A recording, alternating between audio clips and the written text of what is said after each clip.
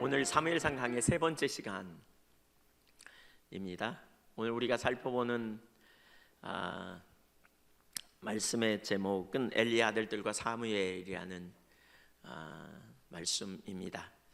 엘리의 아들들과 사무엘의 삶을 통해서 오늘 우리에게 주시는 메시지를 듣기를 원합니다. 엘리의 아들들은 불량자였고 이렇게 하나님 뜻대로 살지 못한 이러한 사람들이었어요. 근데 그럼에도 불구하고 언뜻 우리에게 이렇게 보여주는 사무엘 이야기가 군데군데 나와요. 사실 오늘 이야기의 전체 요점은 엘리 집안의 이야기를 하나님께서 다루고 있거든요. 근데 그 중간중간에 사무엘의 이야기를 이렇게 싸고 있어요. 마치 영화의 다음 편에 이렇게 그 이어질 이야기들, 나올 이야기들이 미리 이렇게 맛보기로 나오는 것 같이 이렇게 나오고 있어요. 그래서 사무엘 이야기가 중간중간 나오고 있고요. 그러면서 또 한나 이야기를 우리가 이렇게 살펴봐야 되겠더라고요. 한나의 이야기를 통해서 주님께서 우리에게 주시는 분명한 메시지를 볼 수 있거든요. 그래서 오늘은 크게 세 가지를 살펴보려고 합니다. 엘리의 아들들과 사무엘과 한나 이야기를 통해서 주님이 우리에게 주시는 메시지를 오늘 말씀을 듣는 그런 시간이 되기를 원합니다. 첫째, 엘리의 아들들. 첫 번째 엘리의 아들들은 행실이 나쁜 자들이었습니다. 12절을 보십시오. 엘리의 아들들은 행실이 나빠 여호와를 알지 못하더라. 행실이 나빴다 이렇게 표현하고 있어요.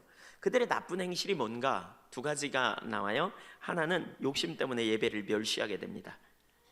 그러니까 17절에 보니까 이렇게 말하고 있어요. 이 소년들의 죄가 여호와 앞에 심히 크면 그들이 여호와의 제사를 멸시함이었더라. 그러니까 여호와의 제사를 멸시했다는 거예요. 그러니까 누구보다도 엘리의 아들들은 예배를 존중히 여겨야 될 사람들이잖아요. 근데 문제는 이들이 예배를 존중히 여기는 대신 예배를 멸시했다는 거예요.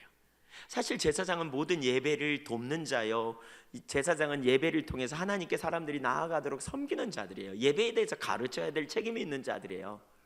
근데 그들이 제사장이었음에도 불구하고 예배를 멸시했어요. 사람들이 하나님 앞에 온전한 예배자로 서는 것을 가로막고 나섰어요.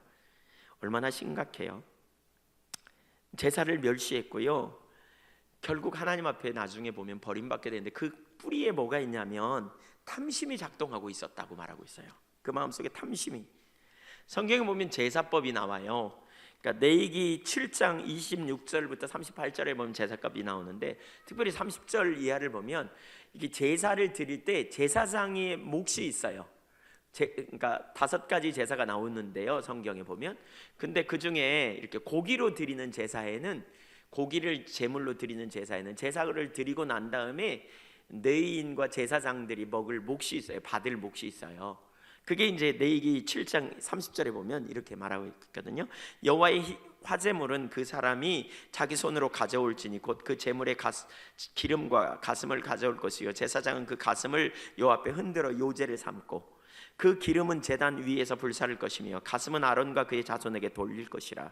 또 너희는 그 화목 제물의 오른쪽 뒷다리를 제사장에게 주어 거제를 삼을지니. 여기 보니까 화목제물로 드리는 제물 가운데 가슴살과 오른쪽 뒷다리가 제사장 몫이었다 이렇게 말하고 있어요. 가슴살과 오른쪽 뒷다리, 그리고 나머지는요 그 본인의 몫이었어요. 근데 엘리의 아들들은 제사장으로서 이런 구약의 레위기에 나온 제사법을 무시해버렸어요. 그리고 이렇게 몽땅 고기를 자기 마음대로 가져가려고 했다는 거예요. 그들의 죄가 이렇게 점점 더 시간이 지나면서 이렇게 담대해집니다. 죄를 조금 짓다가 더 큰 죄를 짓다가 점점 나중에 담대해지는 모습을 보는데, 13절에 보니까 그들의 악행, 이렇게 잘못된 그러한 그 제사를 멸시하는 행위가 관습처럼 되었다 이렇게 표현해요.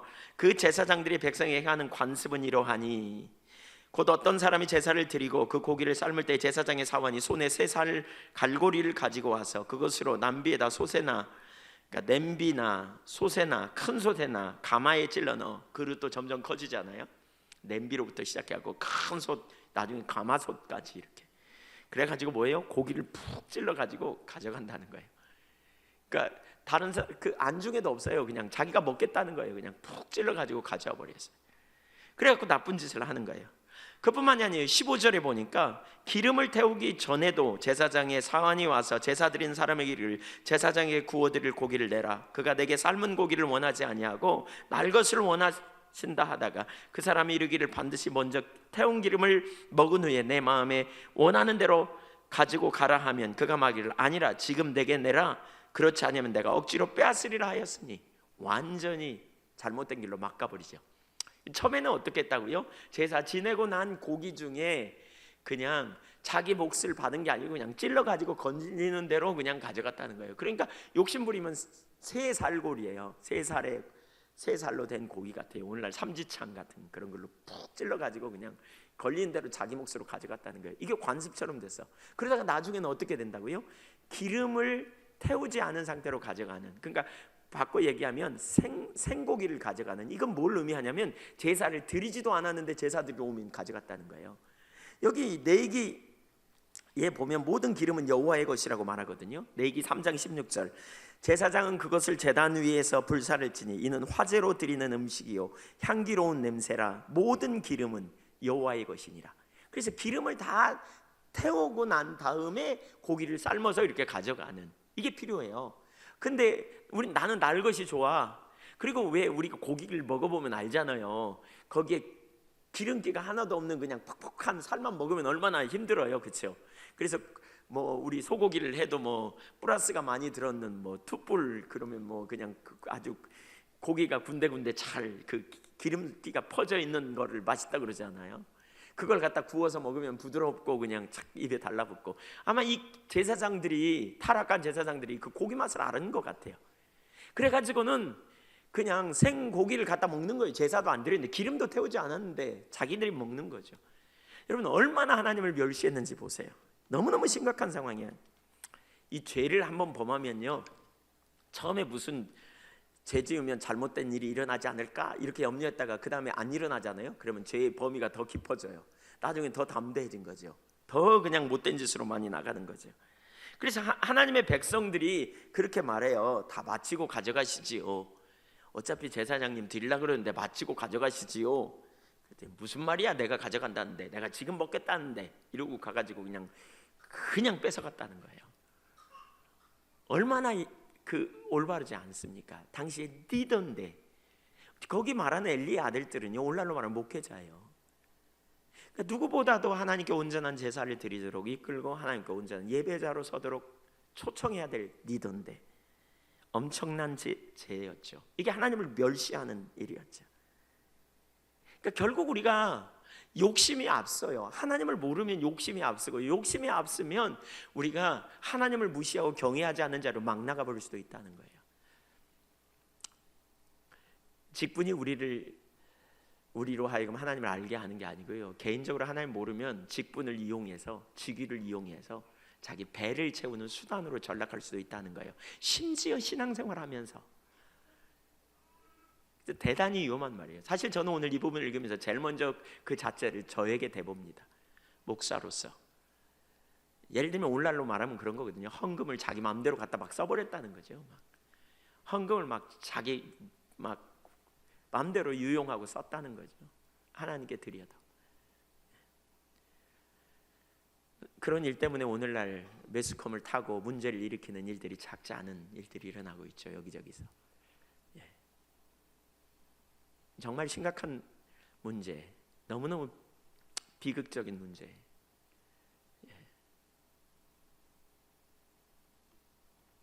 신앙이 타락하면 우리가 어떤 형태로 갈 수 있는지 정말 심각한 상황일 수 있어요. 그뿐만이 아니라 그들의 죄는 이제 나아가 성적인 범죄도 나타납니다. 22절 같이 읽어볼까요? 시작.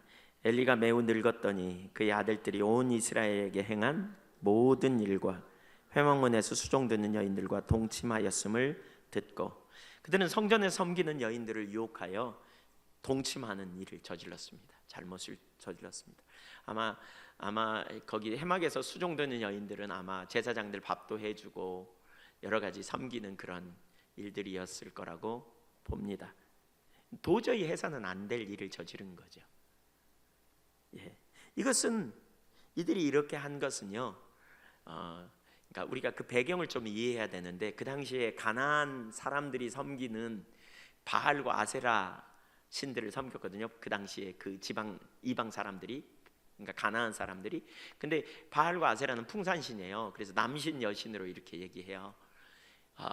그래서 그들이 그 바알과 아세라에게 제사 지낼 때 무슨 일을 했냐면 창녀 창남이 있었대요. 그래갖고 그 앞에서 음란한 행위를 해요. 그러면 그 남신과 여신이 흥분해가지고 관계를 가지면 그 해에 풍년이 든다. 그것이 그 바알과 아세라 신을 섬기는 그들이 가지고 있는 가치관이에요. 그래서 음란한 행위가 공공연하게 일어나고 있는 거죠. 그들의 제사에는 반드시 그런 행위가 있는 거죠. 근데 그러한 제사를 흉내낸 거예요, 말하자면. 하나님은 유일한 하나님이고, 하나님은 어떻게 해요? 그런 음란에 대해서 굉장히 하나님 싫어하시잖아요. 근데 그러한 이방 제사를 흉내내 가지고 그 짓을 비슷하게 행한 거죠. 그러니까 하나님을 몰라도 너무 모른 거죠. 그리고 본능적으로 그러한 혼합주의, 그 혼합주의죠. 그런 종교 형태를 가져온 거죠. 이건 너무너무 철저하게 하나님을 멸시하는 행위였죠. 여러분, 하나님을 떠나면요, 우리 본능이 전면에 등장해요. 리차드 포스터는 그런 표현을 해요. 리차드 포스터라고 하는 분이 쓴 책 제목이 뭐냐면 돈, 섹스, 권력이라는 책이 있어요. 그러니까 인간이 자기중심으로 돌아가면, 본능으로 돌아가면요, 물질에 대한 탐심이 생기고요, 먹거리 뭐 이런 부분에 욕심이 생겨, 거기에 본능적으로. 그리고 그 다음에 두 번째로 가는 게 뭐냐, 성적인 그러한 쾌락을 추구하는 본능으로 간다는 거예요. 그리고 세 번째, 명예를 추구해요. 명예, 사람들에게 드러나고 자기 인정받고, 이게 우리 인간의 본능이라는 거예요. 이게 전면에 등장해요. 하나님을 떠나면, 자기중심으로 떠나면 이게 전면에, 하나님 모르면 전면에 그러한 자기중심이 드러나가지고요, 그 자기중심적인 삶을 우리 인간이 살게 된다는 거예요. 하나님을 또 멀어지면 즉각적으로 우리가 그런 결실을 갖게 된다는 거예요. 그래서 사실 성적인 죄악은 인류가 시작되면서부터 끊임없이 인류 역사에 나타나는 그런 죄 중에 하나 아닙니까? 하나님을 떠나면 본능적 쾌락을 추구하기 때문에 그래요. 오늘날 교회 가운데 비슷한 상황들이 많이 일어나죠. 그래서 하나님을 떠나 자기중심으로 돌아가면 금방 자기 욕심이 전면에 등장해서 자기 먹거리, 자기 물질 필요 채우는 거, 여기에 우리가 집중하게 됩니다. 거기에 우리의 관심사가 온통 쏟아집니다. 거기에 모든 열망이 다 갑니다. 모든 관심이 거기에 다 가버립니다. 빨려 들어가듯이 그냥. 그리고 거기에 마음을 빼앗겨 버립니다. 또 성적인 죄악이 얼마나 만연되고 있는지. 사실 교회에 요즘 매스컴에 왔다 갔다 하는 교회 지도자들, 교계 지도자들의 이야기, 너무나 불행한 얘기지만, 유감스럽지만, 정말 교계 지도자들에 대한 부정적인 이야기. 두 가지 문제거든요. 사실 이런 문제. 그러니까 크게는 세 가지 문제죠. 정치적으로 권력을 잡으려고 투표하다가 보면 서로 되겠다고 정치 싸움하고, 명예 잡으려고 하고, 교단 정치나 교회 정치나 뭐, 또 개인적으로 그런 물질의 탐욕이 있어서 그것이 마치 자기의 사금고처럼 생각해서 개인적으로 사용하다가 터진 예들, 그 다음에 성적인 스캔들, 말할 수 없이 심각한 문제를 야기시키고 있습니다. 하나님 우리가 떠나면요, 금방 본능이 나옵니다. 여러분, 목회자들만 그러지 않습니다. 개인적으로도 그럴 거래요. 여러분, 우리가 하나님 중심에서 자기 중심으로 슬그머니 마음이 떠나면요, 금방 본능이 역동적으로 작동해요. 그럼 뭐냐? 욕심이 내 앞에 슬그머니 올라오고요, 우리 마음속에 쾌락을 추구하려는 본능이 있기 때문에 성적인 문제나 이런 부분에 슬그머니 우리의 관심이 돌아가요. 오락이나 뭐 이런 쪽으로 슬그머니 돌아가요. 자기 좋아하는 것, 취미 이런 데 관심이 슬그머니 돌아가고 거기에 매이게 됩니다. 요즘 너무너무 심각한 게 뭐 그런 데잖아요. 요즘 밴드 뭐 이런 게 있어가지고 뭐, 초등학교 동창들 만나고 거기서 뭐 그래가지고 뭐, 거기서 옛날 내가 짝사랑했던 사람을 거기서 만났어 뭐 누구 뭐 그런 얘기도 하고, 그래서 뭐 아내나 남편에게는 별로 설레지 않는데 거기 가서 옛날 친구를 만났더니 가슴이 설레더라 뭐 이런 얘기를 하는, 너무너무 심각합니다. 무슨 얘기입니까? 우리가 하나님을 마음으로부터 떠나 자기중심으로 돌아오면 고개 나도 모르게 슬그머니 올라옵니다. 이렇게 슬그머니 들어옵니다. 이런 얘기 안 해야 되는데 또 했는지 모르겠습니다.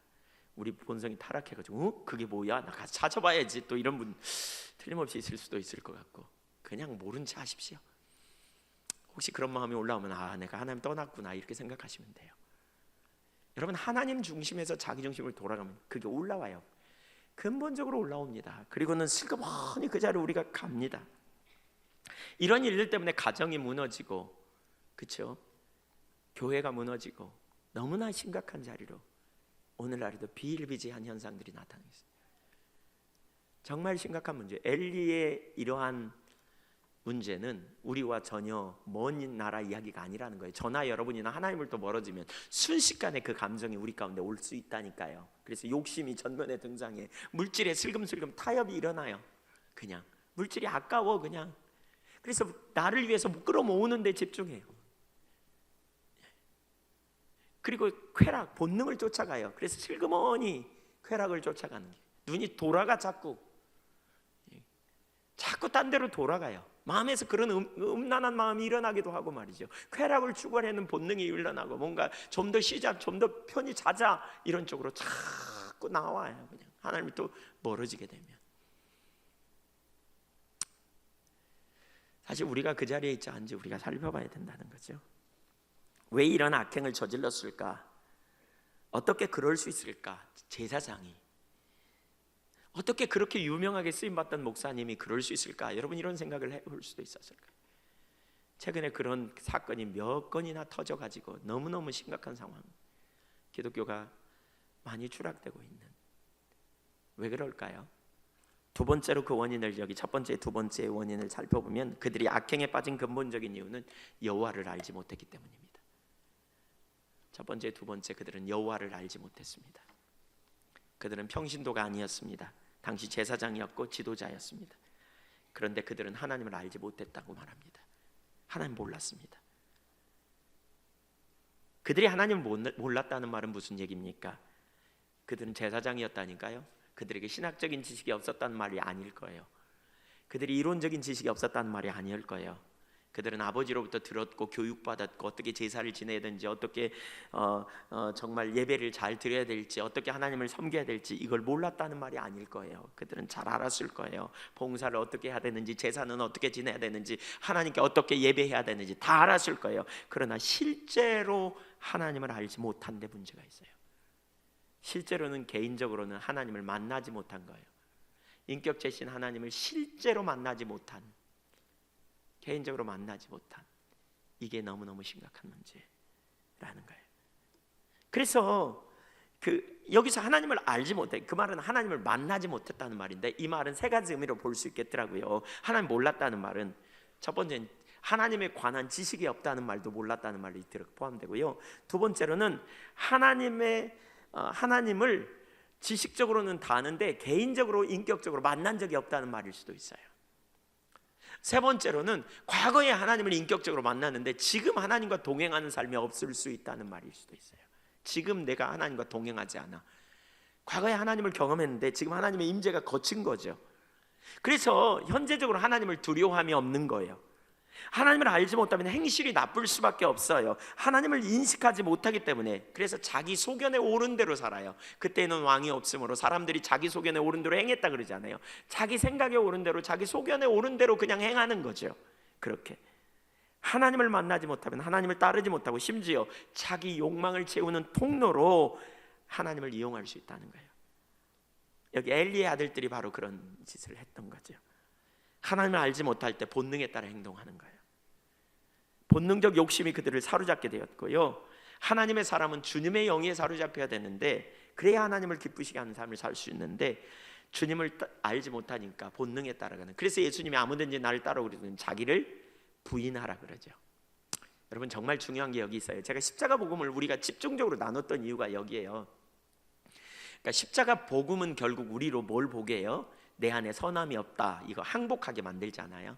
그러니까 선함이 없다는 말은 내 안에 기대할 게 없다는 거고 내가 얼마나 죄악 가운데 있는가를 깨닫는 거거든요. 그래서 예를 들면 이걸 깨닫는 게 우리 가운데 너무너무 중요해요. 예를 들면 이 손에다가 흙을 막 잔뜩 얹은다고 쳐보세요. 여기 흙 쌓잖아요.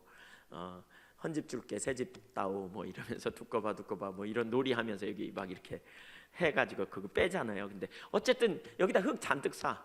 그런 것처럼 우리가 하나님의 말씀을 우리 본능이, 우리 그 자아가 다뤄지지 않은 채로 말씀을 굉장히 많이 전하고 나누어서 여기다 말씀을 잔뜩 쌓다 할지라도요, 이 본능을 건드리면, 누가 좀 기분 나쁘게 하면 본능이 와서 그냥 확 화나면, 뒤집어지면 순식간에 말씀이고 뭐고입니다. 욕심이 작동되면 말씀이고 뭐고 뭐 이렇게 막 나옵니다. 그렇기 때문에 우리가 뭘 봐야 된다고요? 사실은 우리 본능의 선함 없음을 보는 자리로 가야 된다는 거예요. 그래서 항복이 필요하다는 거예요. 오라 나는 공고한 사람이로다. 이 사망함에서 누가 나를 건져내랴. 내 속에 선함이 없대, 하나도 없구나 라고 보는 사람은 더 이상 자기를 보지 않고 눈을 떼어 주님을 보고요, 자기를 신뢰하지 않고 주님을 신뢰하는 자리에 가고요, 자기의 감정과 욕심에 반응하지 않고 주님께 반응해요. 그분의 영에 반응해요. 이 사람이 뭐냐? 육신에 속한 사람이 아니라 신령한 사람이에요. 신령한 사람을 통해서 하나님은 하나님의 역사를 이루어지고요, 신령한 사람이 되어져야 승리가 있어요. 육신에 속한 사람으로서 말씀을 아무리 많이 들어도 삶이 안 변해요. 왜냐하면 육심이 나오기 때문에 그래요. 그러니까 우리가 십자가 앞에서 뭘 봐야 된다고요? 선함이 없음을 보고, 그래 오라 나는 곤고한 사람이로다. 누가 나를 건져내랴 이 사망함에서. 내 속에 해답이 없어. 그래서 이걸 진짜 아는 사람은 남이 나를 지적해도 내가 원래 그런 사람이라고 말하고, 그럼에도 불구하고 이런 나를 건지신 하나님의 은혜가 얼마나 큰가, 그분의 사랑이 얼마나 큰가, 그분의 능력이 얼마나 놀라운가, 이런 나를 위해 내가 알기도 전에 십자가를 지셨다면 이런 나를 건지시기 위한 하나님의 은혜와 사랑, 그리고 이런 내 모습을 아시기에 나를 최선의 길로 완전한 길로 이끄실 주님이 얼마나 신나는가, 그리고 주님을 믿음으로 바라보며 나가겠지요. 그 주님을 믿음으로 의지하면서 강하고 담대하여 할렐루야 하나님 감사합니다, 주님을 높이고 송축합니다 그러면서 나가겠죠. 하나님께서 우리를 그 자리로 초청하시는 거죠. 그 영역으로 부르시는 거죠. 그래서 십자가의 복음 위에, 토대 위에 되어져야 사실 우리 자기중심이 다뤄지면서 그 자리에 가는 거죠. 어쨌든 엘리의 아들들, 두 아들 홈리와 비느하스는 욕심을 발동하고 잘못을 저지릅니다. 쾌락을 추구하며 잘못을 저지릅니다. 그들은 하나님을 알지 못했기 때문에 자신의 지위를 이용하여 자기 욕심을 채우고자 했습니다. 우리 인간이 자기중심으로 돌아가면 얼마나 본능에 익숙한지 몰라요. 어쩌면 그 엘리 아들들이 그 음란한 행위를 해놓고 그렇게 합리화시켰는지 몰라. 봐, 이방인들은 다 그렇게 제사 지내잖아. 하나님께 그렇게 할 수도 있지 뭐. 이런 식으로 합리화했는지도 몰라요. 얼마나 우리 본능이 그런지 몰라요. 왜요? 하나님을 몰라서 그래요. 반면에 사무엘은 달랐어요. 21절에 뒤에서 다루겠습니다만, 이 21절에 사무엘은 여호와 앞에서 자라갔다, 하나님 앞에서 자랐다. 근데 영어 성경에 보니까요, 뭐라고 말하고 있냐면 In the presence of the Lord 그랬어요. 하나님의 임재 앞에 있었다는 거예요. 여러분, 이게 얼마나 중요한지 몰라요. 그분의 임재 앞에 있어야 돼요.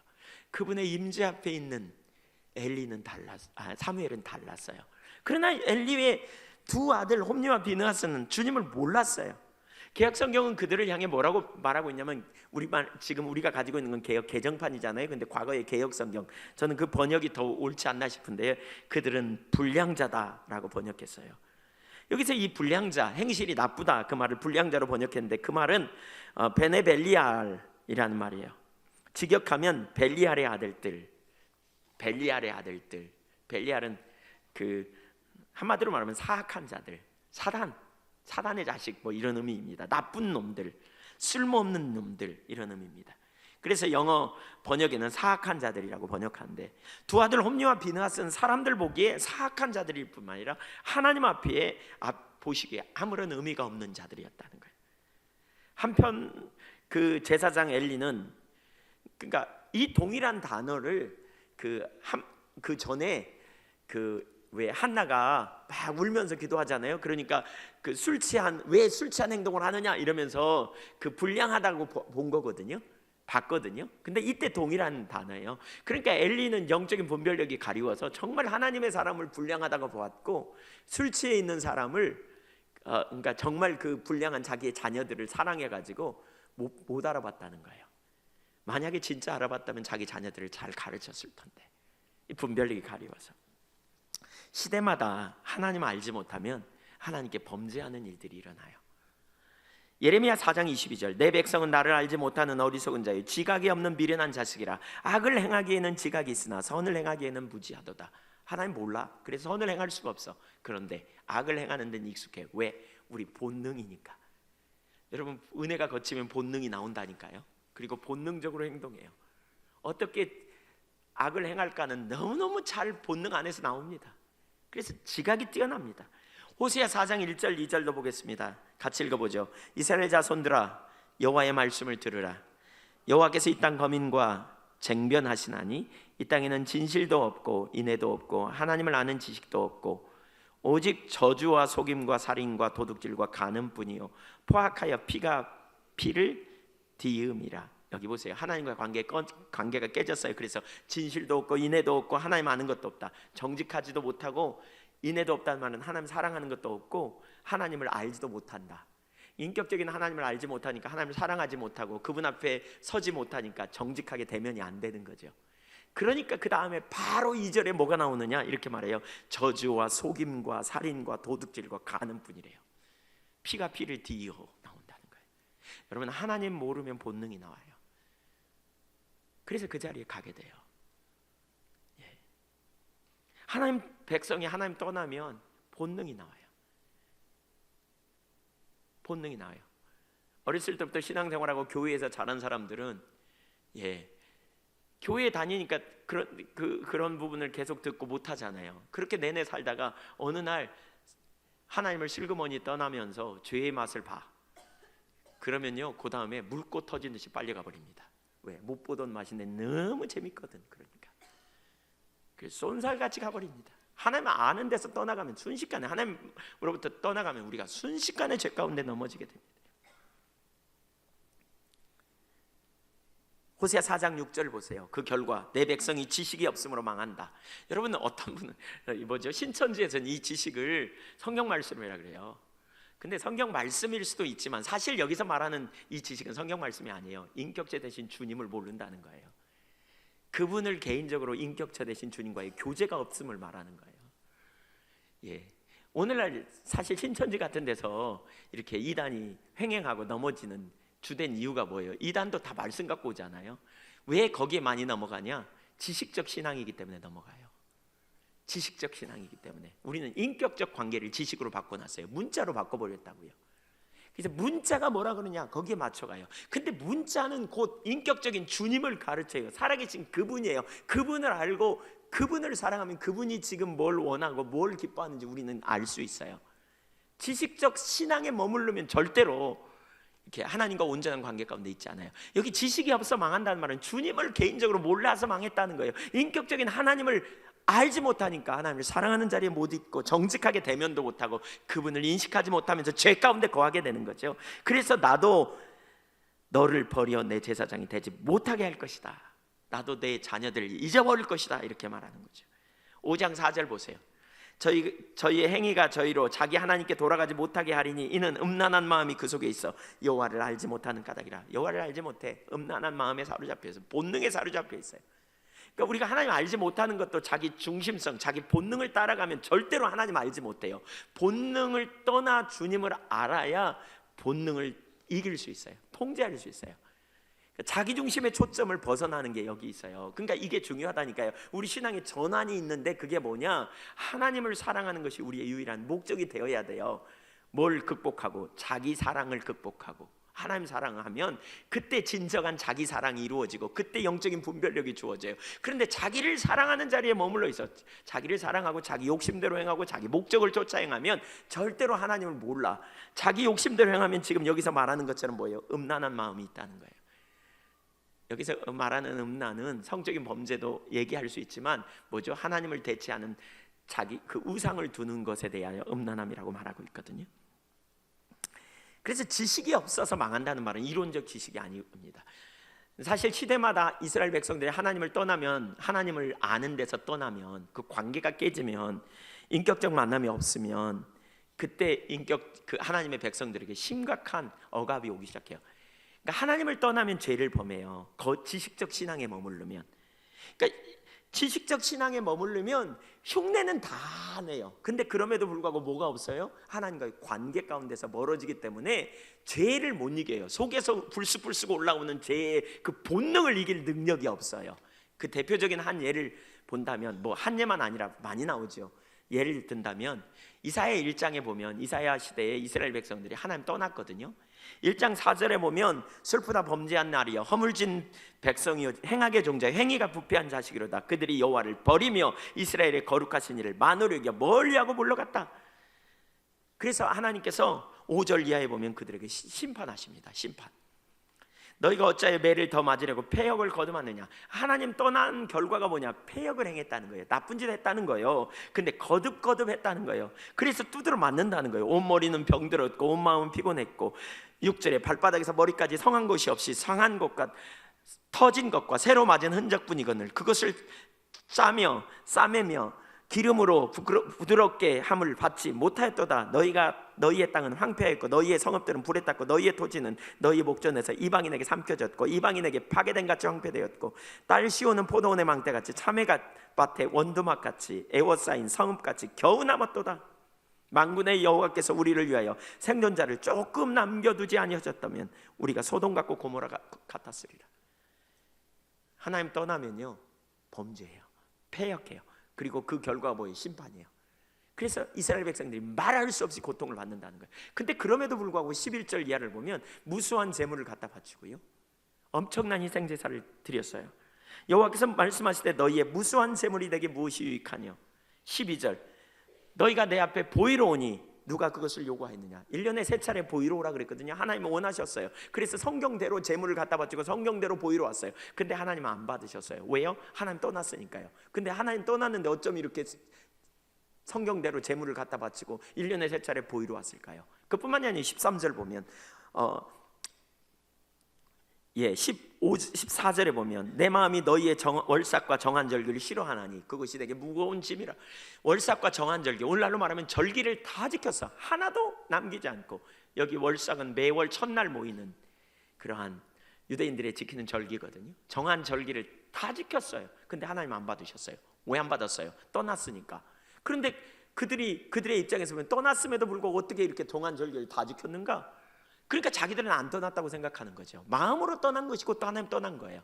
그러니까 인격적인 하나님과의 관계가 끊어지면 우리가 마음으로 슬그머니 떠나면 자기중심으로 돌아가면 하나님 떠난 거예요. 하나님 편에서 하나님 떠난 거예요. 너 하나님 떠났다? 이렇게 말한 거예요. 너 나 떠났다? 자기는 안 떠났다고 생각해요. 근데 하나님 떠났다 그래요. 결국 하나님 뭐예요? 심판하시는. 그러니까 하나님 떠나면 뭐가 있느냐? 인격적인 관계가 떠나면 행실은 예배당에 다 나올 수 있어요. 봉사도 하고 헌신도 할 수 있어요. 물론 마음이 없겠죠. 입술뿐인 예배가 되겠죠. 진정한 예배가 안 되겠죠. 이사야 29장 13절에 보면 내 백성이 입술로는 나를 존경한다고 말하나 내가 그 마음을 보니 내게서 멀리 떠났다. 흉내내고 있을 뿐이다. 하나님이 이렇게 말씀하거든요. 예배당에 와 있어 다 할 짓 다 할 수도 있어요. 마음이 떠나면. 그런데 뭐가 안 변하냐면 삶 속에서 악행을 계속 행해요. 그래서 15절에 보면 이렇게 말해요. 너희가 손을 펼 때 내가 내 눈을 너희에게서 가릴 것이다. 너희가 많이 기도하도 내가 듣지 않을 것이다. 왜냐하면 너희 손에 피가 가득하기 때문이다. 너희 하는 행실이 피가 가득하다. 너희가 손을 모으고 기도하고 너희가 두 손을 모으고 나를 찬양한다고 하지만 너희 손에 피가 가득해서 내가 눈을 가리운다는 거예요. 나쁜 짓 많이 해서 너희 그 손으로 나쁜 짓 하면서.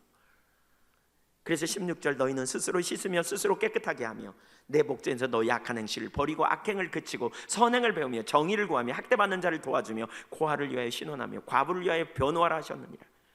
여호와께서 말씀하시되 오라 우리가 서로 변론하자. 너희의 죄가 주홍 같을지라도 눈과 같이 여질 것이요 진홍같이 붉을지라도 양털같이 되리라. 희게 되리라. 여러분 마음으로 하나님을 떠나면요 자기중심이 올라와요. 그래서 죄를 범해요. 그러니까 하나님을 모르면 죄를 범해요.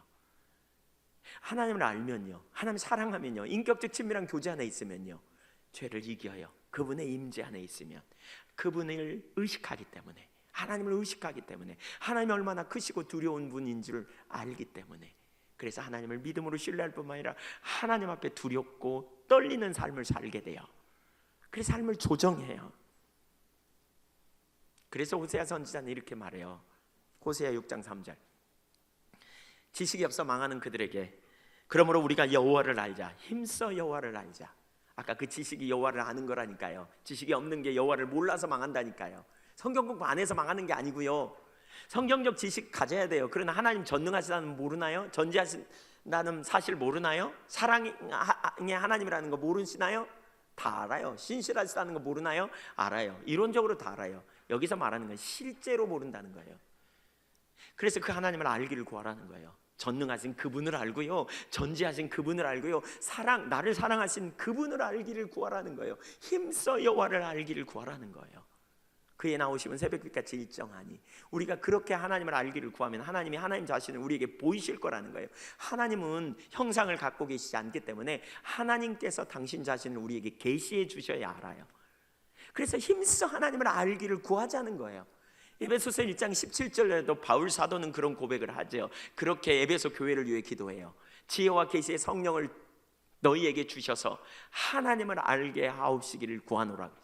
에베소 교회는 사랑과 믿음이 소문난 교회고요, 성령으로 인침받은 교회예요. 그럼에도 불구하고 그들에게 뭐가 필요하다고요? 지혜와 계시의 성령으로 그들에게 임하셔서 그들이 하나님을 개인적으로 아는 일이 필요하다는 거예요.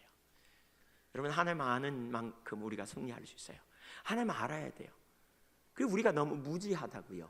하나님 모르기 때문에 우리 삶에 일어나는 작은 문제 가운데도 뒤집어지는 이유가 뭐예요? 하나님 전능하심을 한다면 절대로 안 뒤집어질 거예요. 전능하신 그분을 신뢰하기 때문에.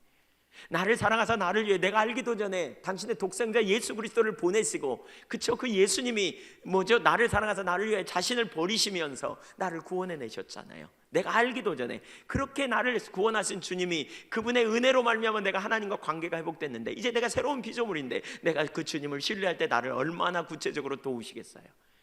우리가 왜 혼돈해요? 왜 우리가 낙심해요? 왜 우리가 좌절해요? 그분 몰라서 그래요. 왜 우리가 죄를 슬금슬금 지으면서 자꾸 죄를 더 짓고 또 지을까요? 그분을 몰라서 그래요.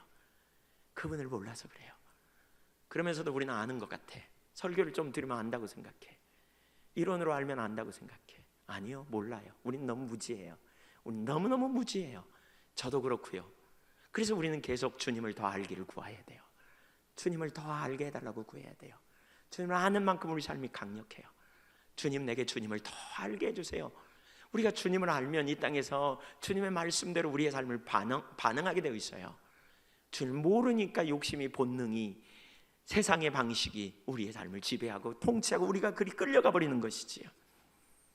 우리가 주님을 알기를 그렇게 구해야 돼요. 그래서 잠언 2장 4절에 보니까, 은을 구하는 것 같이 그것을 구하며 감춰진 보배를 찾는 것 같이 그것을 찾으면 여호와 경외를 깨달으며 하나님을 알게 되리라. 하나님 알기를 찾으라는 거예요. 하나님 경외함이 무엇인지 알게 해달라고 구하라는 거예요.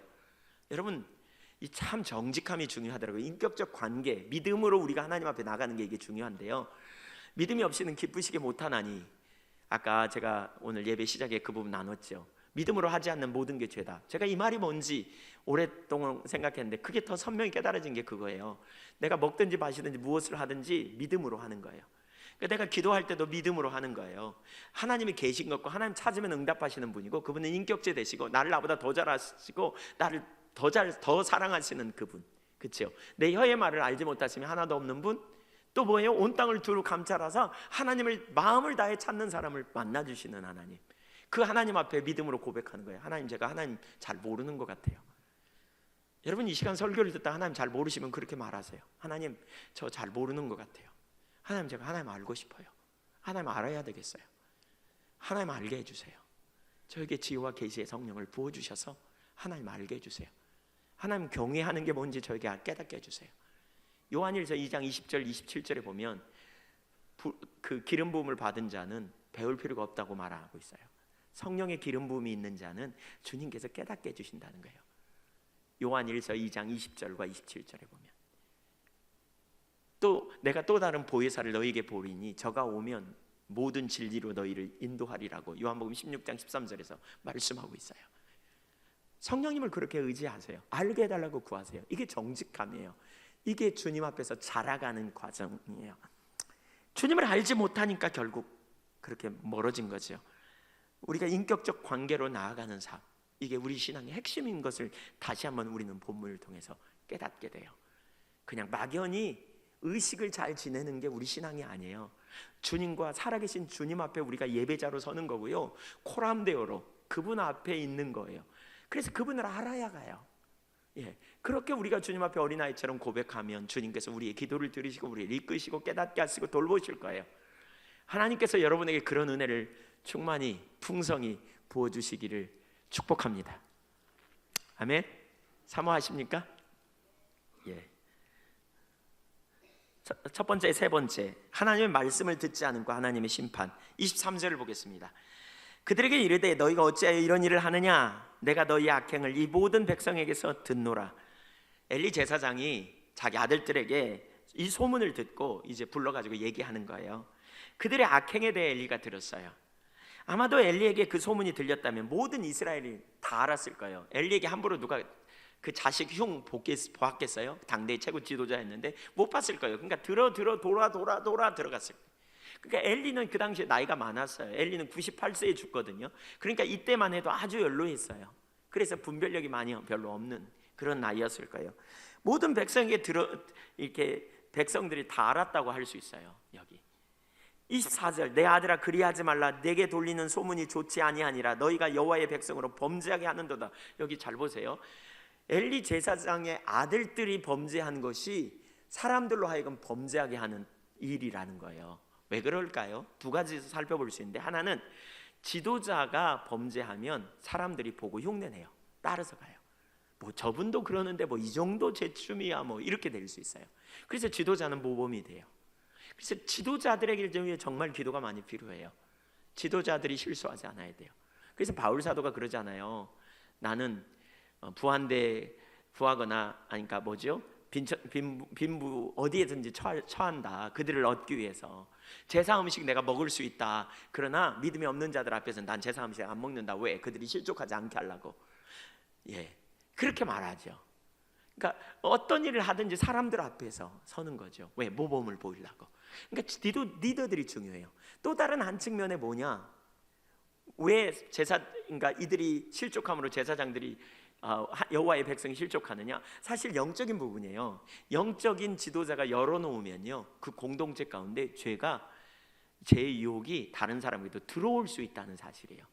미혹의 영이라는 단어가 나오거든요. 성경에 보면 그 미혹의 영이라는 말을 패밀리어 스피릿이라고 말합니다. 친숙한 영, 가족적인 영, 뭐 그런 의미죠. 그래서 부모가 죄를 범고 열어놓으면 자녀들에게 그 영향력이 갈 수 있다는 사실을 이렇게 암시하는 단어라고 저는 봐요. 공동체 가운데도 마찬가지예요. 지도자가 열어놓으면요, 그 공동체 가운데 죄의 유혹이 들어와요. 그런 유혹들이 들어올 수 있다는 거예요. 예. 그래서 지도자가 얼마나 중요한지 몰라요. 가장이 얼마나 중요한지 몰라요. 가정에서도 그 열어놓으면 자녀들에게 그런 영향력이 올 수 있단 말이에요. 그래서 깨어 있어야 돼요. 자, 25절 계속 볼까요? 같이 읽죠. 시작. 사람이 사람에게 범죄하면 하나님이 심판하려니와 만일 사람이 여호와께 범죄하면 누가 그를 위하여 간구하겠느냐 하되 그들이 자기 아버지의 말을 듣지 아니하였으니 이는 여호와께서 그들을 죽이기로 뜻하셨습니다. 무서운 일이 벌어집니다. 우선 엘리 제사장은 이걸 알았어요. 그들의 범죄가 하나님께 대한 범죄라는 거. 사람에게 범죄하는 것도 무섭지만 하나님께 범죄하는 게 얼마나 무서운지 엘리 제사장은 이걸 알았어요. 그리고 권면해요. 그런데 듣지 않아요. 그것은 이미 하나님께서 그들을 죽이기로 작정했다는 거예요. 여러분 가만히 생각해 보세요. 이게 얼마나 두려운 일입니까? 말씀을 듣는 것은 은혜입니다.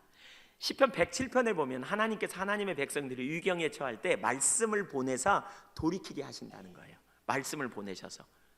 근데 말씀을 보내셔서 우리를 돌이키게 하시는데 건져내신다는 거거든요. 근데 건져내시는데 우리가 특별히 제일 큰 위기 중에 하나가 바로 이런 문제 아니에요? 하나님 심판하시려고 막 하시는 시점에 말씀을 듣고 돌이킬 수 있다면 이게 얼마나 좋아요. 그래서 말씀을 보낸다고요 지금. 근데 못 들어요. 우리가 다음 시간에 보겠지만 사실은 엘리의 아들들만 못 듣는 게 아니라 엘리 자신도 못 들어요. 그러니까 그만큼 하나님 떠나 있었던 걸 볼 수 있거든요. 엘리의 아들들은 못 들었어요. 왜요? 하나님을 떠나면요, 말씀이 내게 실제로 능력 있는 하나님의 말씀으로 오지 않아요. 성경은 다 하나님의 말씀인 줄 알아요. 여러분 하나님의 말씀인 줄 믿으시죠? 아멘? 근데 마음으로부터 떠나면 이 성경 말씀을 읽으면서 그것이 내게 오는 살아있는 말씀으로 안 와닿아요. 성경을 읽으면서 그러거니 해요. 설교를 들으면서도 마찬가지예요. 여러분 설교를 통해 하나님이 여러분에게 말씀하신다고 믿으세요? 믿으신가요? 예, 아멘 소리를 좀 시원하게 해보시죠. 믿으십니까? 예. 근데요, 마음으로 떠나잖아요. 그러면 설교를 통해 하나님의 말씀으로 듣는 게 아니고요, 우리 목사님 나들라고 오늘 하는구만, 맨날 나만 때려, 이렇게 들어요. 이렇게 들어요. 아마 오늘 어쩌면 지금 엘리야 얘기를 왜 살펴보고 있는지 여러분 자신에게 적용해 보실 필요가 있어요. 혹시 여러분 그 자리에 가 있지 않은지. 개인적으로 저는 저 자신에게 제일 먼저 적용하고요, 여러분 자신에게 적용해 봐야 돼요. 왜 오늘 이 메시지가 이 시대에 이날 선포되고 있는가? 혹시 내 마음이 지금 옆으로 가 있지 않은가? 그래서 욕심에 내 마음이 매여 있지 않은가? 음란함에 내 마음이 빼앗기지 않은가? 명예욕에 내 마음에 저만큼 빼앗겨 가고 있지 않은가? 하나님 나들으라고 하는 얘기. 근데도 마음속으로 하나님을 멀어지면 어떻게 되느냐? 그래, 돌이켜야 되는데, 그러면서 말씀에 무게가 안 와. 그 말씀이 얼마나 강력한지. 여기 보세요. 죽이려고 누가 하나님께 범죄하면 누가 말리겠느냐, 얼마나 강력한 메시지예요. 근데 안 들어, 못 들어. 왜? 은혜가 그쳐서, 하나님 떠나서. 여러분, 이게 얼마나 두려운 메시지인지 보세요. 얼마나 두려운지. 우리가 하나님의 말씀이 살아있는 그분의 말씀으로, 그분이 내 앞에서 주시는 메시지로 들려지지 않는다면, 우리가 이론으로 아무리 성경 말씀 강조해도, 그리고 그 말씀을 그냥 달달달달 외우고 달달달달 그 말씀을 그냥 암송하고 어디에 있는지 다 알아도, 사실 이스라엘 백성들이, 바리새인들이 그런 문제에 빠진 거 아닙니까? 말씀을 너무너무 잘 알았지만 살아계신 하나님의 말씀으로, 지금 내게 주시는 말씀으로 못 들은 거 아닙니까? 왜? 인격적 관계에서 멀어져 있기 때문에. 그게 문제예요. 그게 심각해요. 그들이 반복적으로 악행을 저질렀기에 하나님께서 그들을 심판하기로 작정했다는 거예요. 무서운 일이에요. 그래서 듣지 못하게 했대. 듣는 게 깨닫는 마음 주님이 주셔야 돼요. 최근에 저 같은 경우는 개인적으로 그런 기도하는데 하나님 그런 마음을 주시더라고요. 집회하는데 하나님께서 참 함께 하셨어요. 참 함께 하면 강사기 때문에 주목하거든요. 그리고 막 대접도 잘해주려고 그러고 막 그럽니다. 막 이렇게. 최근에 또 몇몇 사람이 예한교회 메시지를 듣고 치유되었다는 말을 저희가 이렇게 문자로 오기도 하고 들었어요. 그러니까 치유되고 하나님이 정말 놀라운 일을 이루신다고 뭐 그런 얘기를 하고, 개인적으로 뭐 이렇게 그 진리에 따라 삶을 조정했더니 놀라운 치유가 일어났다, 뭐 이런 얘기를 몇 개 듣기도 하고. 저도 모르게 제 마음이 붕 이렇게 좀 뜨는 느낌이라 그럴까? 예. 요즘 뭐 유튜브 이런 데 보니까 그런 그 우리 홈페이지에 보니까 우리 그 설교 그 하고 난 그 원고 같은 게 어떤 데는 2,000명 이상 들어와서 받아가더라고요. 원고를 이렇게 다운 받았더라고요. 제가 그걸 보면서 깜짝 놀랐어요. 야, 많은 사람이 들어오는. 근데 제가 이런 부분들을 보면서 저도 모르게 한편으로는 이렇게 좀 살짝 기도하는데, 하나님께 제 마음에 그런 마음을 주시는 것 같았어요.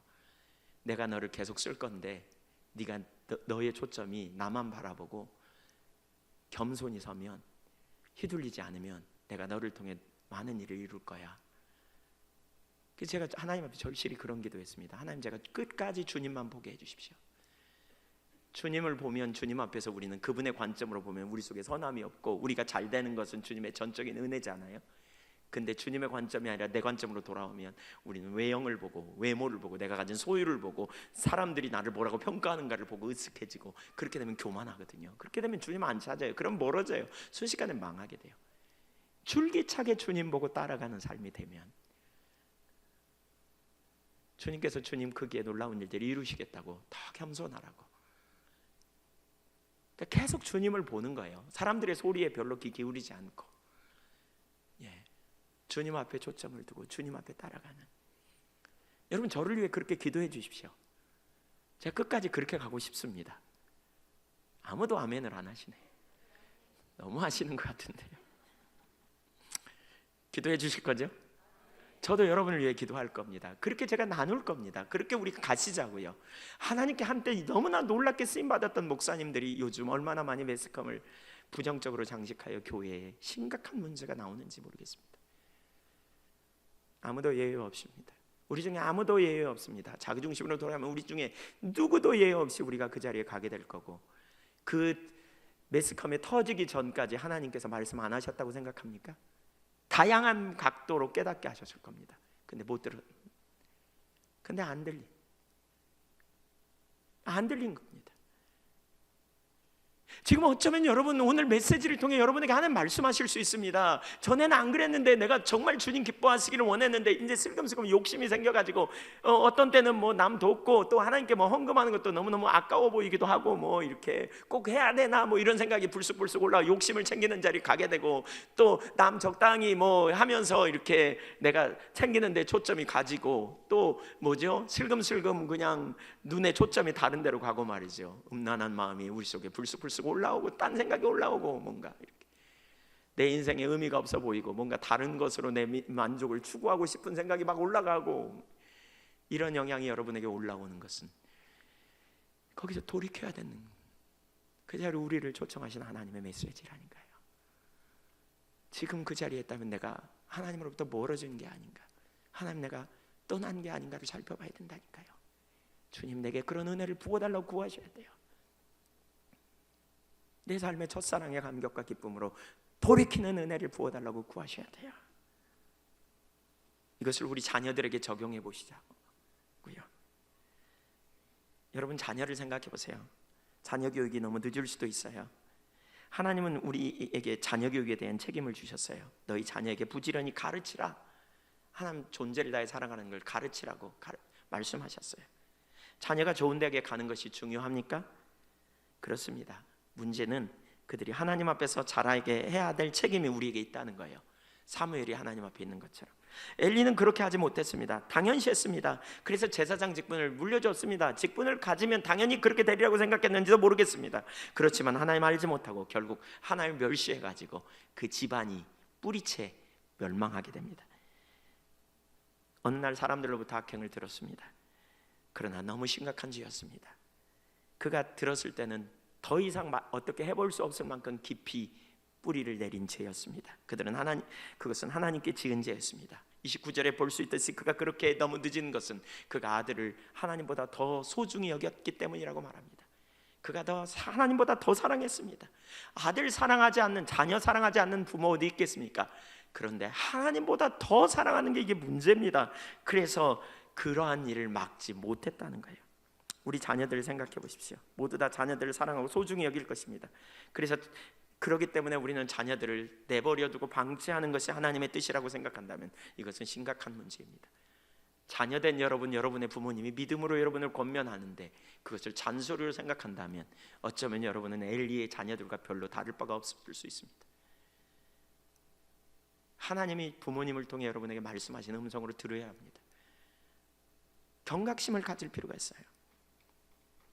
우리의 자녀들이 정말 심판을 당할 시점인데도 듣지 않는다면 얼마나 끔찍할까, 얼마나 두려운 일인가.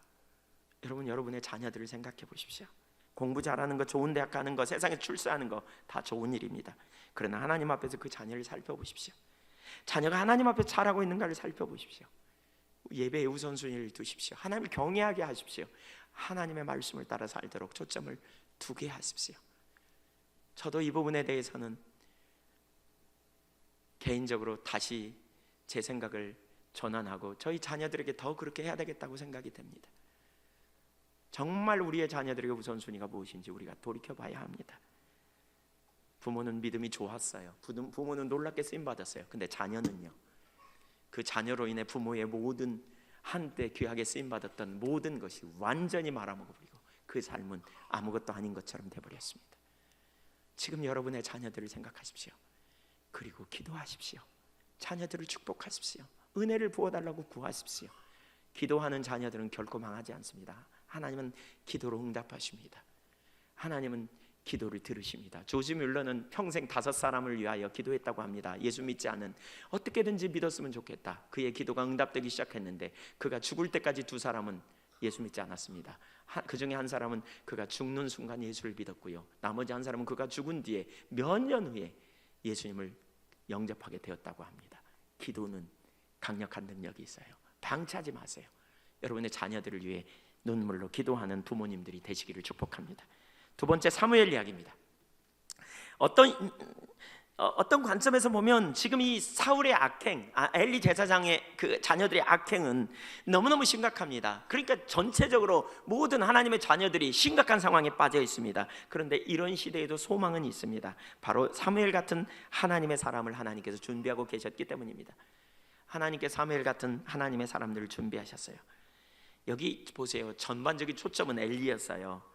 당대의 지도자였던 제사장들의 타락의 실상을 이렇게 보여주고 있어요. 근데 그 전반적인 초점 사이에 나오는 게 있어요. 그게 뭐냐? 그러니까 사무엘 이야기가 나와요. 2장 11절, 18절, 21절, 26절 네 구절에서 사무엘 이야기가 나오는데 간단히 보겠습니다. 11절. 근데 이 구절을 읽으면서요, 이렇게 뭔가 발전하고 있는 걸 가만히 보십시오. 제가 설명해 볼 테니까 11절 같이 읽습니다. 시작. 엘가나는 라마의 자기 집으로 돌아가고 그 아이는 제사장 엘리 앞에서 여호와를 섬기니라. 제사장 엘리 앞에서 여호와를 섬겼다 그랬죠. 18절 시작. 사무엘은 어렸을 때에 세마포의 옷을 입고 여호와 앞에서 섬겼더라. 아까는 엘리 앞에서 여호와를 섬겼다면 이제 여호와 앞에서 여호와를 섬깁니다. 여호와 앞에서 하나님을, 그러니까 여호와를 섬기는 거죠. 이게 뭔가 발전이 있잖아요, 그렇죠?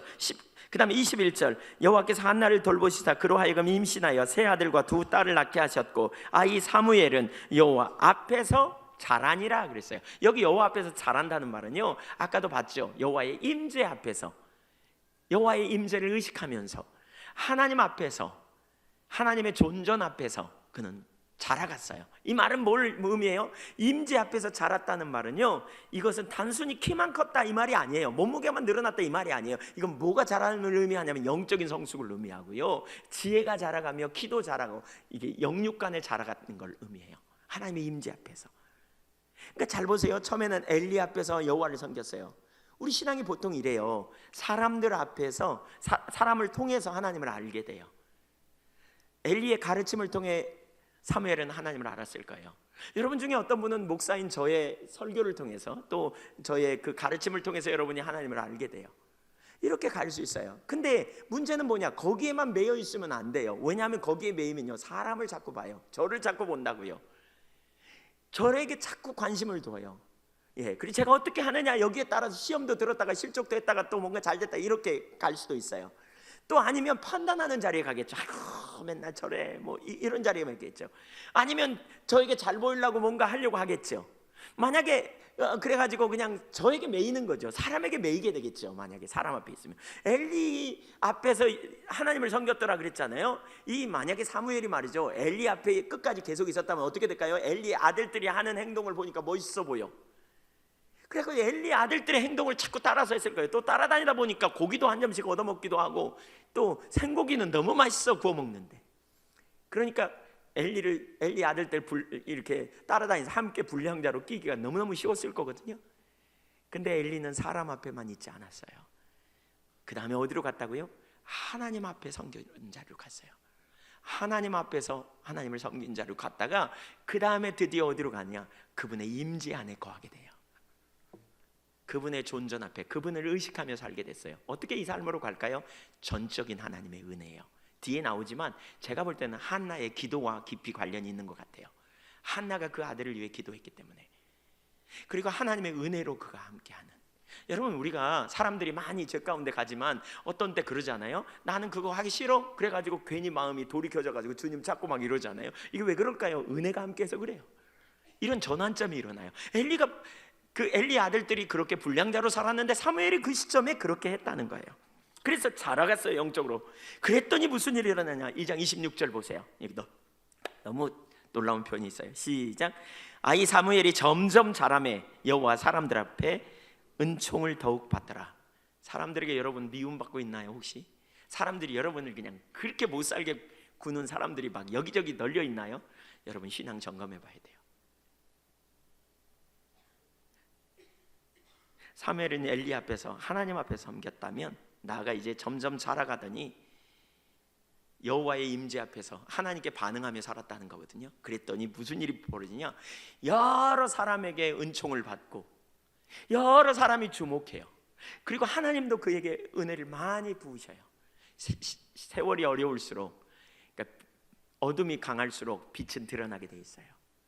그래서 엘리는 하나님 앞에서 하나님의 은혜가 함께하지 하나님 은혜가 함께하지 않던 시대예요. 근데 하나님 은혜가 함께하지, 또 하나님 앞에 저가 날마다 빚어지지, 또 그러니까 사람들 앞에 드러나기 시작하고 주목받기 시작하는 거예요. 하나님 저를 세우시는 거예요. 다윗도 마찬가지잖아요. 하나님이 그를 세우시니까 주목받기 시작하고 하나님이 그를 인정하기 시작하는 이런 일들이 일어나기 시작하세요. 점점 자라가면서 자기가 자기를 세워서 사람들 앞에 인정받는 게 아니고요, 하나님이 그를 세우시는 역사를 보세요. 여러분, 이게 얼마나 중요한지 몰라요.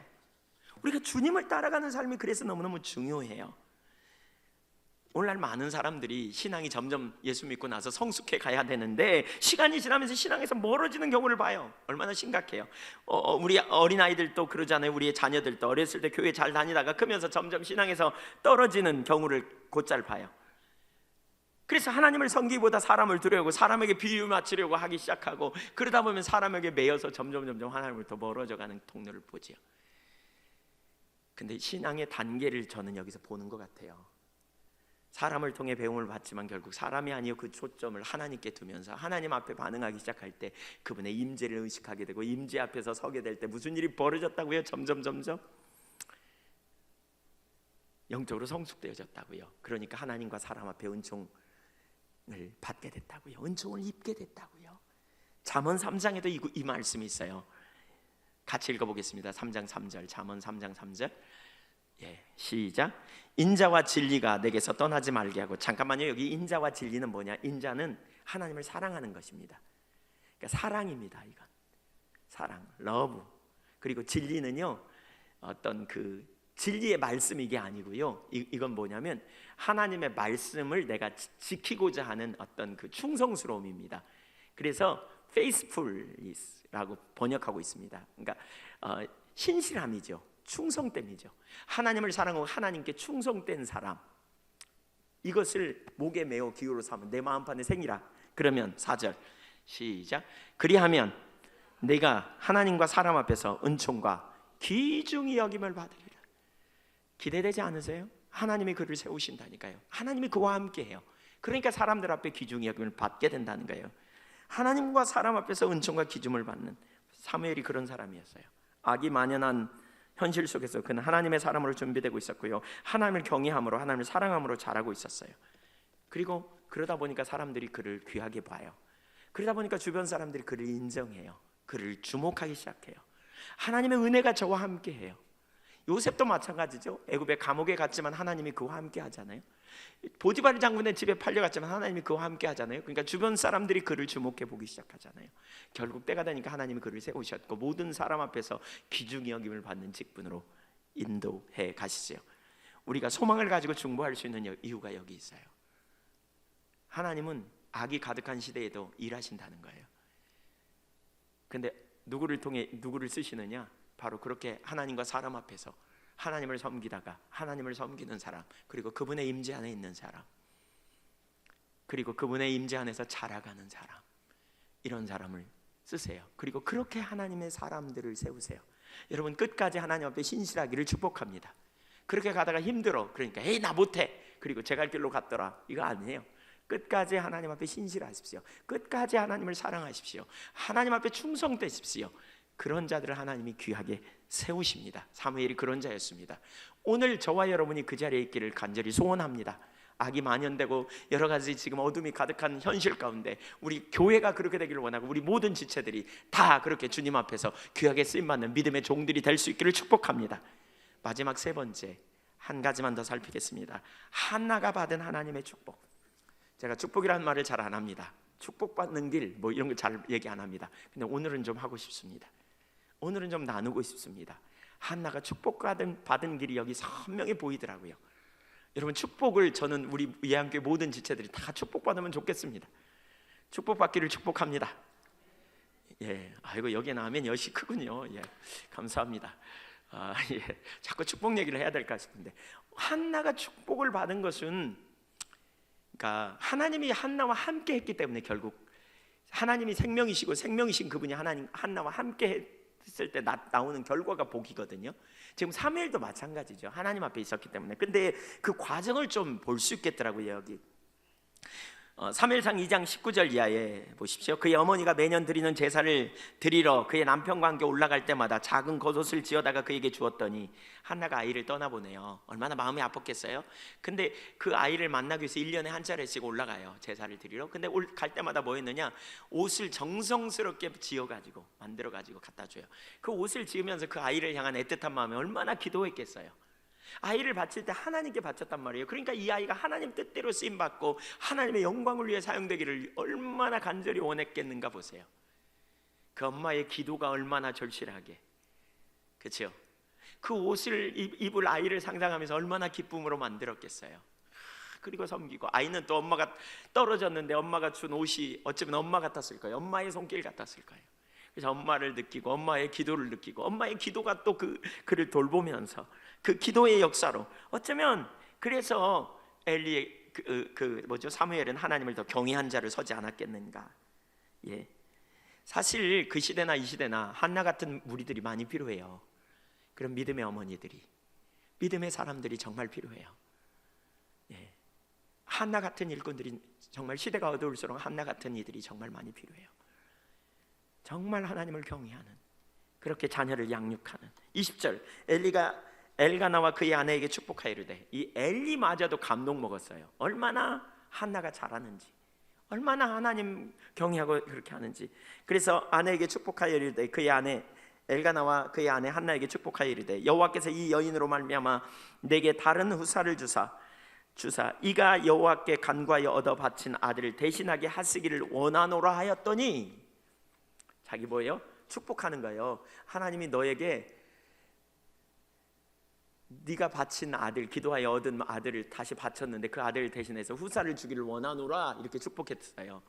근데 보세요, 그 말을 듣고 그들이 자기 집으로 돌아갔더니 21절, 여호와께서 한나를 돌보시사. 여기 돌보셨다는 말은 파가드라는 말이거든요. 이 말은 방문하다, 이 말입니다. 여호와께서 오셨다는 거예요. 거기 임재하셨다는 거예요, 한나에게. 그래가지고 뭐 하셨어요? 잉태하게 하셨어요. 그래서 5명의 아들을 더 낳아요. 1명을 드렸더니 5명을 얻었네. 엄청난 축복을 그가 경험하는 거죠. 놀라운 축복을 경험해요. 놀라운 역사를 경험해요. 그뿐만이 아니에요. 아이 사무엘은 동시에 무슨 일이 있어요? 여호와 앞에서, 하나님의 임재 앞에서 자라갔다, 이렇게 말하고 있어요. 완전히 들여버렸더니, 완전히 조정해버렸더니, 완전히 그 말씀을 따라 삶을 적용했더니 하나님께서 그에게 놀라운 축복으로 덧입혀 주셨어요.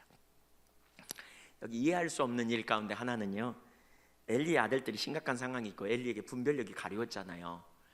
근데 그런 엘리의 말 한마디에 하나님이 즉각 움직이신 것 같잖아요. 엘리의 축복이, 그렇죠? 그래서 어쨌든 하나님이 세우신 종들을 하나님이 쓰신다는 사실을 우리가 염두에 둘 필요가 있는 것 같아요. 예, 그래서 어찌하든지 판단하거나 정죄할 게 아니고요, 축복하고 나는 하나님의 기준 가운데 서는 삶이 되어지는 거죠. 이게 되는 게 너무너무 중요해요. 한마디로 말하면 뭐예요? 진리에 동의하는 삶을 사는 거예요. 한번 따라주세요. 어떤 상황에서든지 나는 주의 길을 가리라. 주의 길이 뭐예요? 진리예요. 그 길을 적용해 가야 돼요. 어떤 상황에서든지 적용해 가는 거예요. 이 한나가 축복받은 길, 비결이 뭐냐? 굳이 이런 식으로 표현하자면 비결이 뭐냐? 바로 진리를 삶에 적용했어요. 어떤 상황에서든지. 사실 하나님이 생명이시거든요. 그래서 범사의 주를 인정하라. 그러면 저가 너희 택할 길을 가르치리라. 너희가 하나님과 함께하면 하나님도 너희와 함께하고, 하나님이 함께하면 사방에 평안을 주셨고, 그렇죠? 그분이 생명이 되시면 우리에게 그분의 생명이 넘치는 삶이 주어질 걸 약속하고 있는데, 우리가 왜 예수 믿고 신앙의 본질을 되게 많이 말아도 우리 삶에 억압이 가득하고 삶의 전환이 안 일어나는가를 정직하게 대면해 봐야 돼요. 뭐가 문제인지. 여기 아주 중요한 한 부분이 있어요. 한나와 같은 이 자세가 필요해요. 진리를 삶에 적용하는 거예요. 진리를 내 실생활에 적용하는 거예요. 우리는 부분적으로만 적용해요. 우리는 기분 좋은 것만 적용해요. 근데 아니에요. 한나는 보세요. 한나는요, 모든 문제를 삶에 적용했어요. 이게 돼야 돼요. 한나의 삶을 쭉 이렇게 보니까 우리가 다 이미 들으셔서 알아요. 몇 가지를 우리가 볼 수 있는데, 한 5가지를 볼 수 있는데, 그 중에 첫 번째로 분인나가 대적했잖아요. 분인나는 작은 부인이었어요. 한나가 본분이에요. 근데 아마 자식을 못 낳아서 작은 부인을 얻었는지 잘 모르겠어요. 어쨌든 자식 낳았다고 한나를 못 살게 굴어. 남편의 사랑을 못 받는 것도 아니야. 재물도 많이 받아. 근데 한나가 자꾸 이렇게 분이나가 못 살게 굴 때 한나가 취할 수 있는 다른 방법이 많았어요. 인간적인 방법이 많았어요. 예를 들면 엘가나 자기 남편에게 가서 나를 죽이라고 달라들든지, 차라리 이혼하자고 달라들든지, 아니면 저 여인을 택하든지 나를 택하든지 둘 중에 하나 택해라고 악다구니를 쓰든지, 아니면 그가 가지고 있는 재물, 남편이 많이 준 재물 가지고 유한을 삼든지 이랬을 수도 있어요. 근데 그 여인은, 한나는 그렇게 하지 않았어요. 그 상황에 하나님의 길이 뭔지를 찾았어요. 그리고 그 길은 뭐예요? 자기의 원한을 풀어줄 분은 하나님 뿐이시다. 그래서 하나님을 찾았어요. 여러분, 이게 얼마나 중요한지 몰라요. 때로는 우리는 만나는 문제를, 상황을 자기식으로 적용하면 너무 내가 바보 같아. 내가 참고 있는 게 비겁해 보여. 내가 이렇게 하는 게 세월만 낭비하는 것 같아.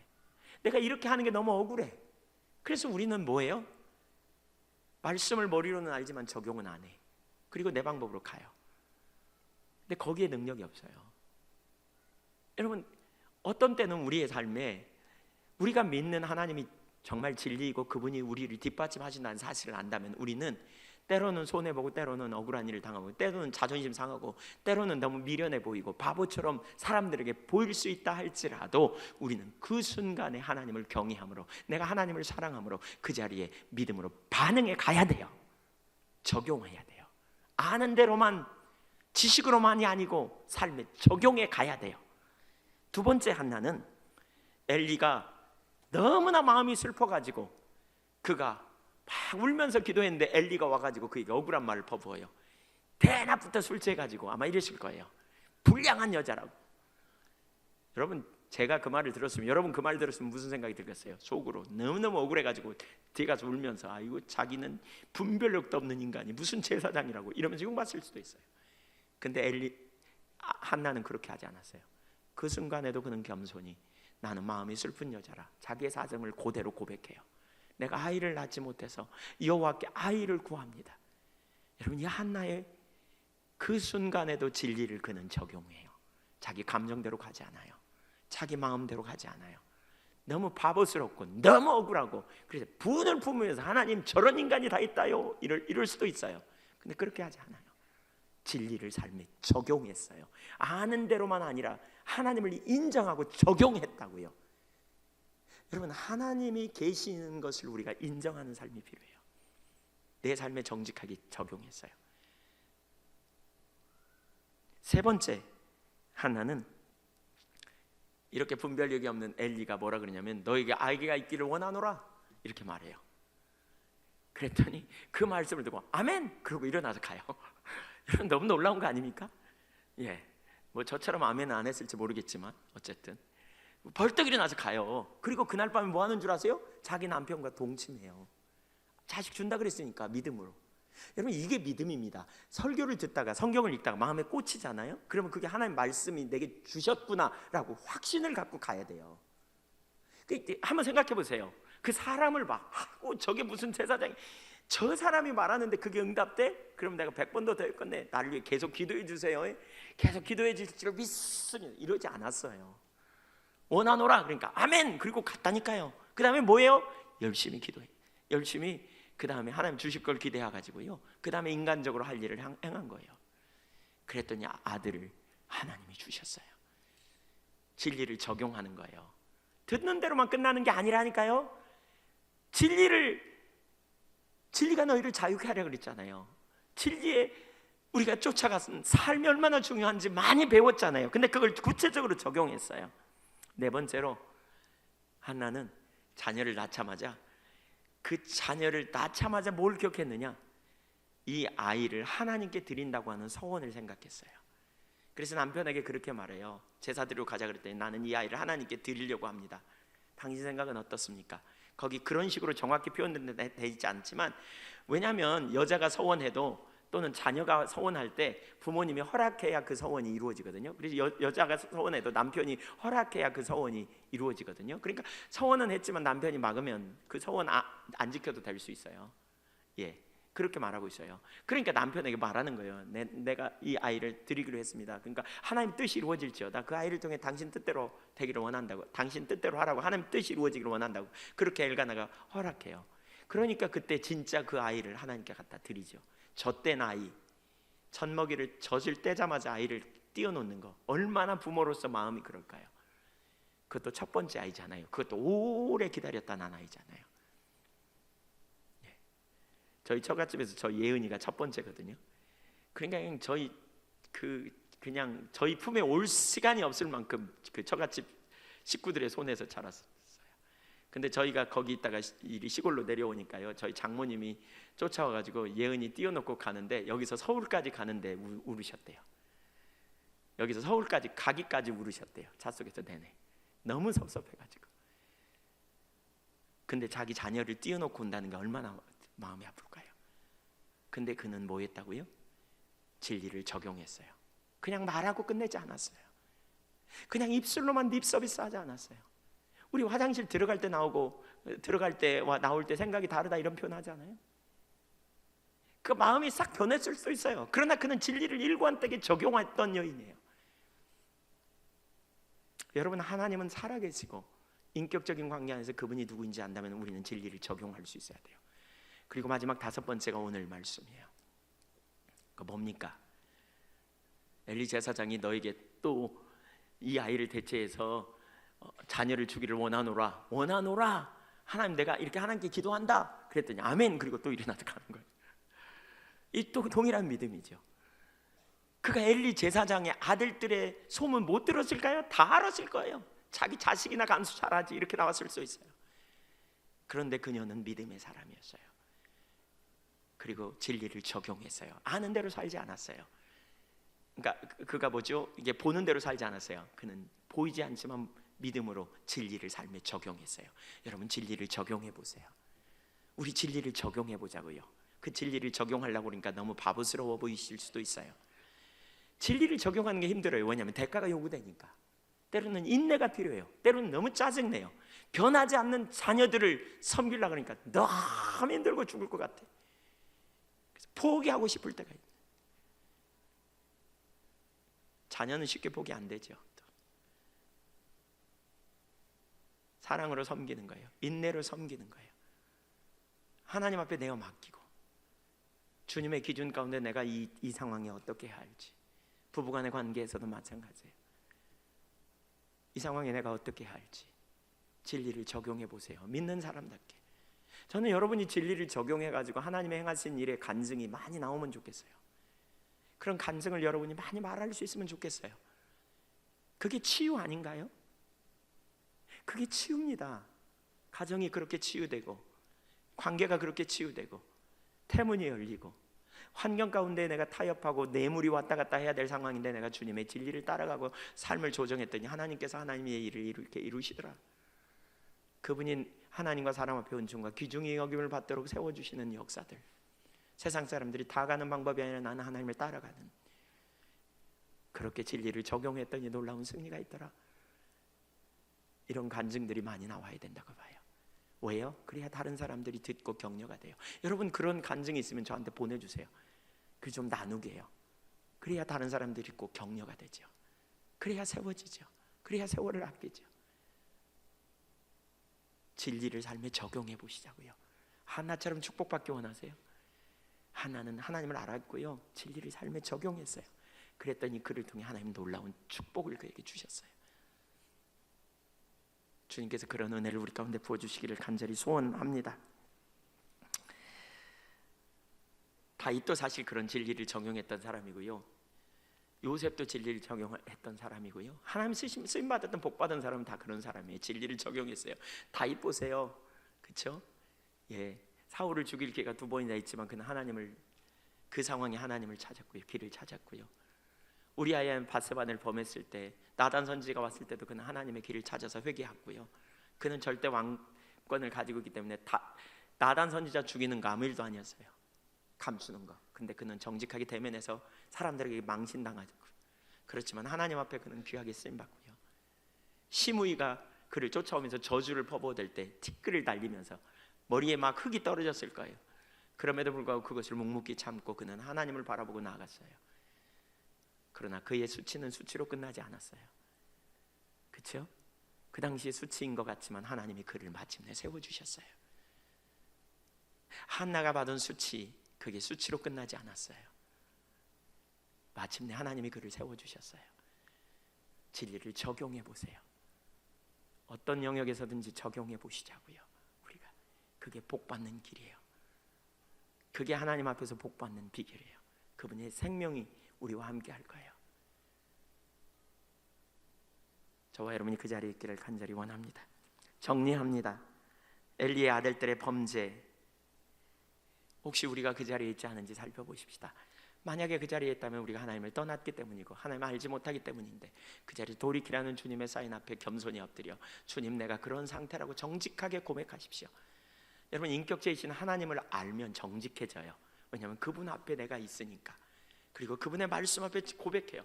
하나님, 제가 보니까 오늘 엘리 제사장하고 아들들과 비슷한 자리에 있는 것 같아요. 하나님, 저를 용서해 주세요. 제가 돌이키기 원해요. 제가 주님을 잘 모르는 것 같아요. 주님 알게 해주세요. 이렇게 어린아이처럼 정직하게 고백하고 은혜를 구하세요. 기대하면서. 주님은 주시기를 기뻐하잖아요.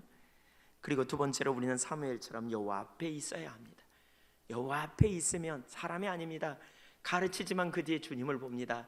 그리고 주님의 에임지 안에서 점점 자라갈 때 주님께서 마침내 우리를 세우실 것입니다. 한나가 그 삶을 적용했던 사람 아닙니까? 그래서 한나는 삶을 적용했습니다. 진리를 적용했습니다. 여호와 앞에서 살았습니다. 그리고 마침내 하나님과 사람 앞에 은총과 귀중의 영을 받는 그러한 믿음의 여인이 되었던 것을 볼 수 있습니다. 저는 우리 모두가 그 자리에 있기를 간절히 원합니다. 제가 그렇게 되기를 원하고요. 정직하게 대면하십시다. 여러분이 혹시 엘리와 같은 자리에 있다면 지금 회개하십시오. 그리고 하나님 은혜를 구하십시오. 하나님 떠나서 그럴 수 있습니다. 여러분이 혹시 하나님을 모른다면 하나님 알기를 구하시고요. 기도하겠습니다.